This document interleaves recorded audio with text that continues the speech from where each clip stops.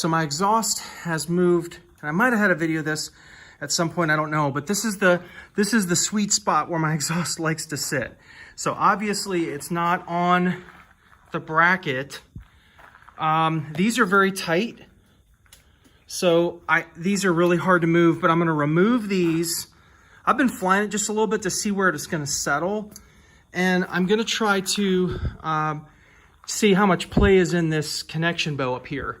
I think it just likes to settle right here where Scott and I put the springs. But anyway, I need to retorque those down. But I'm gonna do that when I readjust this thing, and that'll be on day 2 when I come back for the gearbox. And yeah, this is a little bit bigger project, I think, because I'm just not sure where it's gonna sit. And if it's gonna sit there, that's fine. I put a little sheath on the starter, the starter wire that comes off that. I think I mentioned that. So I did put something around there to keep it a little shielded from vibrations where the exhaust might touch it. But I need to figure out what to do with this. And if I need to mount the bracket sideways, I can do that. I want to take it off and see how much play is in it. Another thing I need to do as well is adjust my engine idle. It's still not quite where I want it to be. It's surging a little bit down at low RPMs. I don't notice it at high RPMs, but obviously you're going to get torsional kickback from the prop, and I have a pretty heavy prop on there with the Tennessee wood propeller.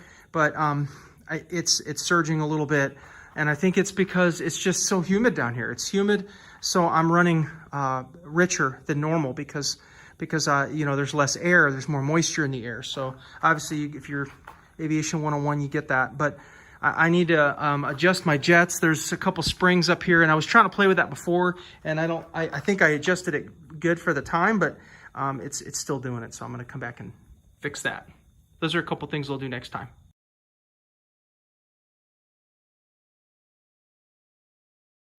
Hey guys, good morning.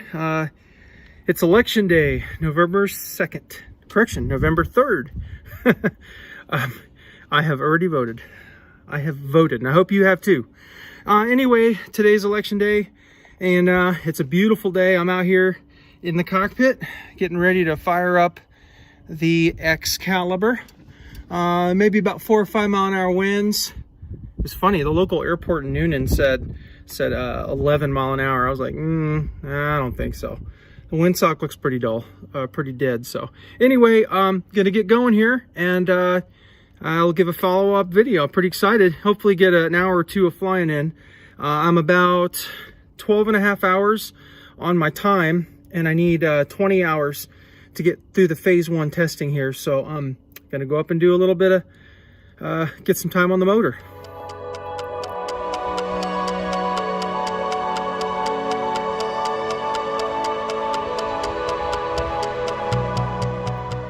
Hey guys, I'm gonna fly a little bit here, I think here, and adjust my idle settings. I know I've been talking about that for a while. I haven't felt super confident about that, but I did some research on the Noller. I think I'm pronouncing that right, but it's basically an Italian carburetor is what is made for the Excalibur here, or at least the Hearth engines, I mean. And so I'm gonna look at some of the settings on that. I was looking at there's a couple screws, and I think I didn't adjust them correctly last time. So I'm gonna try to adjust it to get a little bit of I think my idle is fine, but I want to get a little bit smoother, and I may need leaner jets. But anyway, I just wanted to also highlight that thanks Tom Carr for the slip indicator. Just got that installed, so that's in here now. It kind of completes the set. It's much better to put it there than to put the compass, obviously, because of the electrical of the EGT and CHTs. So yeah, that's going to be great, and that'll help. Another thing I'm going to try to do real quick is install the rudder trim, and I'll put that in there so it'll give me a little bit of left rudder when I'm flying, because I need a little left rudder.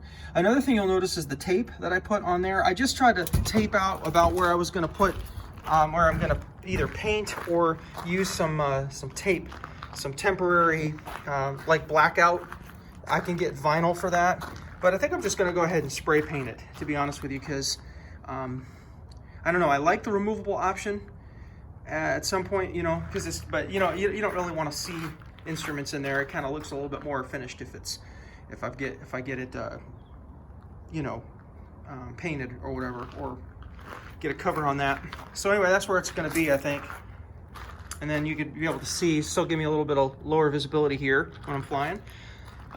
So anyway, that's what I'm doing today. I'm gonna do the idle settings and probably go up for an hour or so. It's beautiful. We did have a little bit of overcast. It was like 400 feet overcast, a little foggy this morning, but it's winds are, I think, no more than 6 or 7 miles an hour. And it feels like nothing now, but so yeah, go fly and have fun.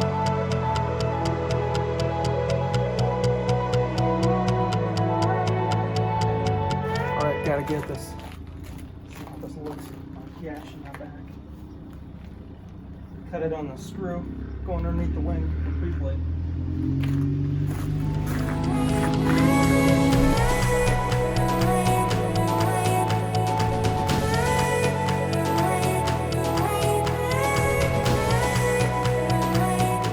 All right, here I've got some additions to the, or some updates to the engine here. What I did is I tightened down my cylinder head bolts. So I did that the other day, and I had to pull all the plugs off, pull the air director or whatever this thing is. I had to pull that off, and by doing that I had to take the exhaust system off and remove the exhaust gas temperature probes.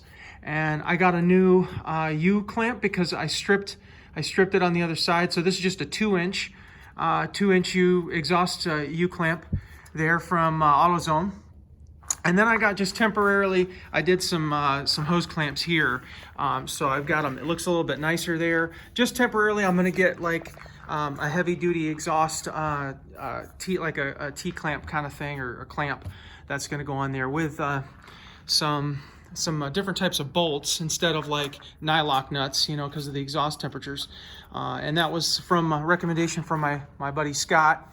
Thanks, Scott, for that. Appreciate your help the other day. He's been just awesome. I mean, it's good to have good friends and just buddies to help you out, and it makes it huge.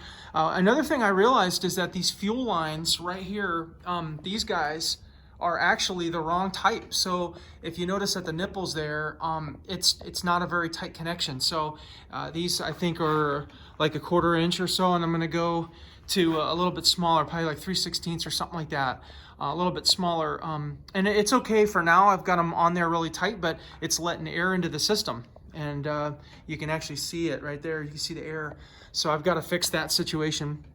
I thought I had some leaks on this side, but actually what it was that's normal. It's there's a little a gap up there. There's a little hole in these to equalize the pressure in those little those lines right there, and there's one underneath here too as well that wraps underneath right here. So yeah, that's normal, but I was just seeing some fuel leaking and oil there. I noticed a little bit on my rear cylinder head, and that's just, again, seating in. You know, I only have 12.6 hours of flight time, and maybe a little more on the engine, like maybe 16 hours total or so on that. But anyway, I've got the exhaust put back on. It was, you know how it was kind of moving in a little bit, and I'm going to see how this does with this. It looks more clearance there, and I put a little bit of red RTV on here just to give it a little bit of a cushion against the you know, this metal bar right there, so when it's vibrating. Anyway, I'm going to start it up, and I'm going to do some idle adjustments. I was talking to Matt at Rec Power, and he does basically a 1.5 turns on both his idle set screw and his mixture screw. And so I know I've talked to this ad nauseum, but just to show you again what I'm looking at, for those who are working on Dell'Orto type carburetors, Italian carburetors here, is you get in here, and the I don't know if you can see it. Let me see if I can get a good shot of this, but I don't know if this is going to come up on the video, and I'll edit it if not. But this right here is your that's your idle set. And then you've got your mixture next to it right there. So those all go to both an inch or 1.5 inches, a 1.5 turns, and you start there. And that's what Matt does at Rec Power. He just kind of starts at that point and then does the adjustments from there. But you got to do it on a warm engine. Don't do it on a cold engine. So yeah, you can see it right here. And I'll put some pictures up That's my mixture set, or that's my idle, and then my mixture's right up here next to it. So there they are, and I think it's doing okay. It's definitely idling around 2,000 RPM, and I got a heavier prop on it, you know, and I can get it probably down to 1,800, and then it starts getting a little rough. And you want it as low, the idle as low as possible, and still have a smooth engine. So I will work on that. But most importantly, it's the mixture set, because it's really, you know, humid here, and but lately it's been a little cooler. I'm gonna take it up and fly it. Another thing I put on was my rudder trim. So I've got that on this side, and that's been that definitely moves it to the right rudder. So I had to flatten it out a little bit here to see if it's just a little bit of deflection there, and see if that helps. All right, yeah, there it is right there. So, okay, I'll update you.